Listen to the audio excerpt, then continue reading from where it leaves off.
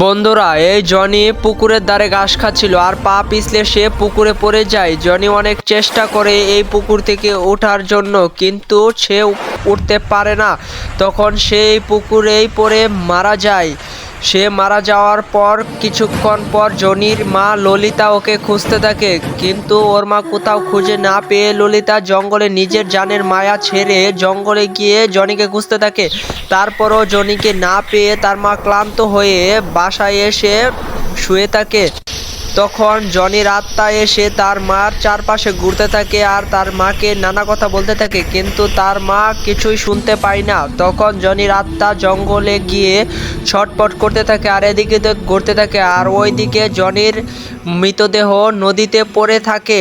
ঠিক ওই দিন বিকালেই রেডবুল এই পুকুরে এসে মাছ ধরতে থাকে। সে যখন মাছ ধরছিল তখন লক্ষ্য করে দেখে ওই মাঝখানে এটা কি, এটা তো জনির মৃতদেহ।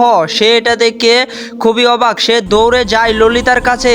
ললিতা তো অনেক দিন ধরে জনিকে খুঁজতে আছে, কিন্তু কোথাও খুঁজে পাচ্ছে না। সে ললিতাকে গিয়ে ওর সাথে করে ললিতাকে নিয়ে আসে। ললিতাকে নিয়ে এসে পুকুরের ধারে দেখায় যে জনির মৃতদেহটি পানিতে পড়ে আসে। সে তখন পানিতে নেমে জনির মৃতদেহটি উপরে নিয়ে আসে।